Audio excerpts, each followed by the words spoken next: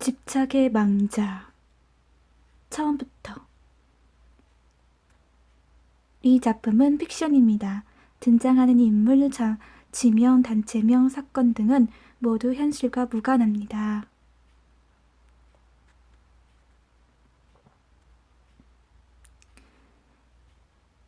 그날은 주말이었다. 집에서 자고 있었던 나는 한밤중에 눈을 떴다. 시계를 보기 전부터 한밤중이라는 것을 알 수 있었던 것은 방안이 깜깜했기 때문이었다. 지금이 몇 시지? 그렇게 생각한 나는 핸드폰의 시계를 확인했다.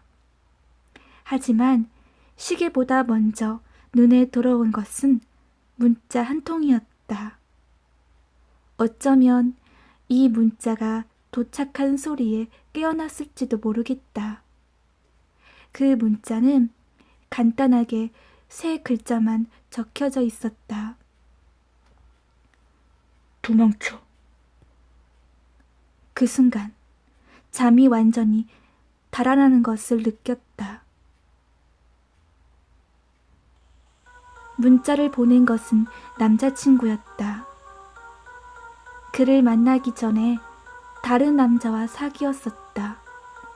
그게 첫 번째 남자친구였다. 그와는 대학에서 처음 만났다. 나도 어느 정도 호감이 있었고 그쪽에서 적극적으로 접근을 해와 사귀게 되었다. 처음에는 즐거웠다. 함께 놀러 다니고 공부도 하면서 대학생활이 즐거웠다. 하지만 그것도 잠시였다. 헤어지게 된 원인은 그의 집착이었다.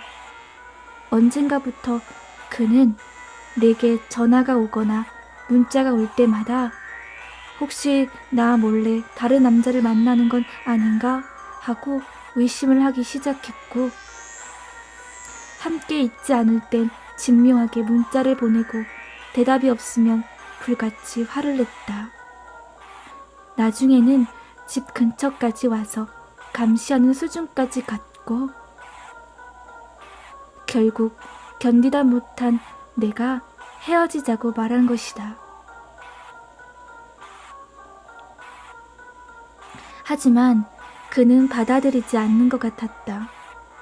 전화번호도 바꾸고 통학로까지 바꾸었지만 그는 어떻게든 알아내서 나를 몰아세웠다. 결국 미니홈피도 그만두고 외출도 삼가할 지경이 되었다.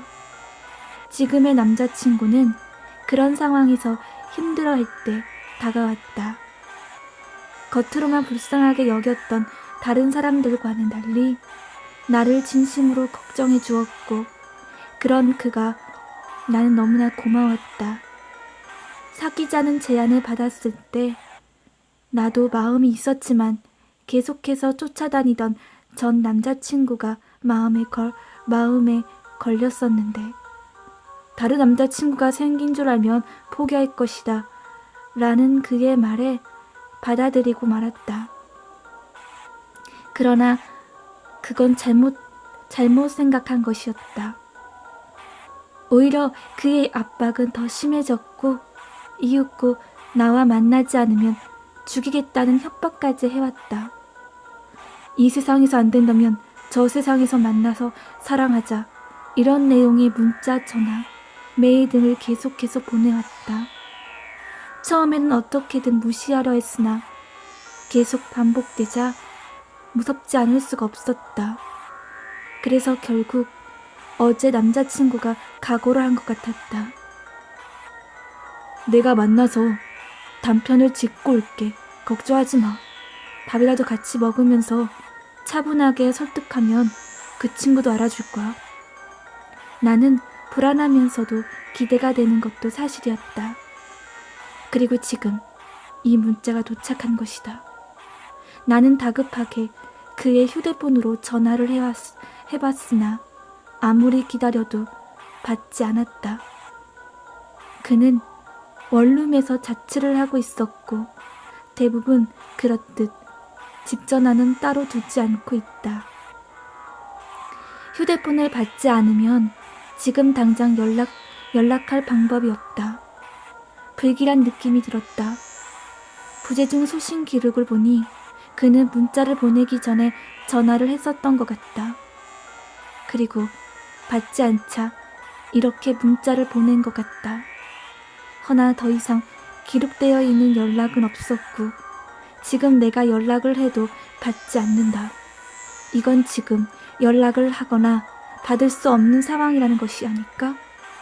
전화와 문자가 왔었던 것은 약 30분 전.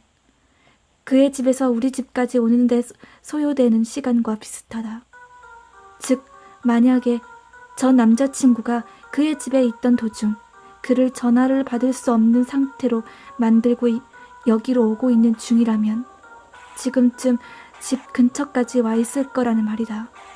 아니, 어쩌면 내가 깨어난 이유가 집안에서 어떤 소리가 들려와서 일지도 모른다. 애초에 문자나 전화 소리에 깨어난 것이라면 진작에 일어났어야 했다. 그렇다고 해서 아무 일 없는데 새벽에 눈을 뜨는 일은 지금까지 거의 없던 일이다. 즉, 이미 전 남자친구, 그 남자가 이 집 안에 들어와 있고 나는 그가 돌아다니는 소리를 듣고 깨어난 것일지도 모르는 것이다. 물론 집 문에는 잠금 장치가 있다. 하지만 평상시에는 비밀번호 도어록으로만 잠궈 놓을 뿐이다. 안에서 레버를 돌려 놓으면 밖에선 절대로 열 수 없는 장치도 되어 있으나 일반적으로는 번거로워 사용하지 않는다. 그리고 그는 비밀번호를 알고 있다. 내가 살고 있는 이 집은 아파트다. 부모님과 동거하고 있다. 그렇기 때문에 문 비밀번호를 함부로 바꿀 수도 없다. 부모님께 사정을 말씀드리면 굉장히 걱정하실 것 같아 말하지 않는 상태다. 오늘 부모님은 1박 2일 일정으로 여행을 떠나신 상태고 집안에는 나 하나뿐이다. 그렇기 때문에 나 혼자서 어떻게든 해야만 한다. 마음 같아선 문을 굳게 잠궈 버리고 경찰에 신고라도 하고 싶지만 무섭다. 만약에 이미 집안에 그가 들어와 있는 상황이라면 절대로 그런 짓을 해선 안 된다. 그렇다면 역시 숨는 게 좋을까? 하지만 이 방 안에서 몸을 숨길 만한 공간은 기껏해야 옷장뿐이다. 거기는 너무 뻔해서 숨어봤자 곧바로 발견될 게 분명하다. 그렇다면 역시 과감하게 거실로 나가서 문을 잠그던 몸을 숨기던 하는 게 낫지 않을까? 만약 방이 아닌 다른 장소로 숨는다면 쉽게 들키진 않을 것이다. 마침 부모님도 안 계시고 하니 방을 뒤진 후에 내가 없으면 나갔다고 생각하고 돌아가 버릴지도 모른다. 아니면 더 좋은 방법도 있다.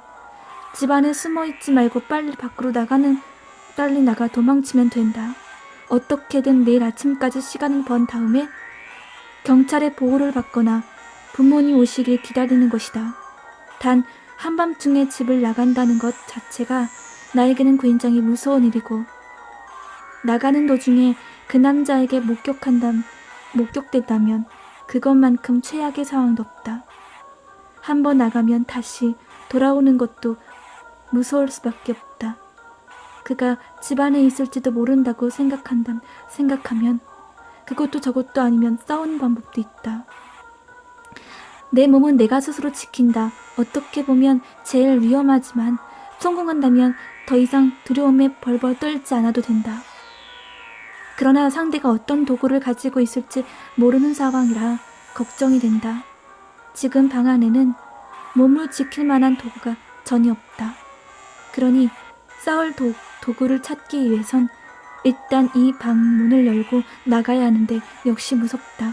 어쩌면 그 남자가 이미 안에 들어왔고 내가 깨어났다는 사실을 알고서 숨을 죽인 채 내가 움직이만을 기다리고 있지는 않을까 하는 생각이 들어서 그렇게 생각해서 그런지 거실에서 끼익끼익 하는 걸을 때 발생하는 소리가 들려오는 것 같았다. 어떻게 하지? 시간이 없으니 빨리 결정을 해야 할 텐데. 일단 저장하고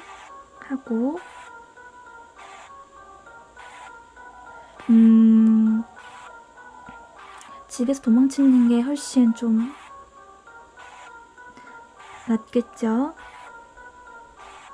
아니면 맞서 싸우는 것도 좋고.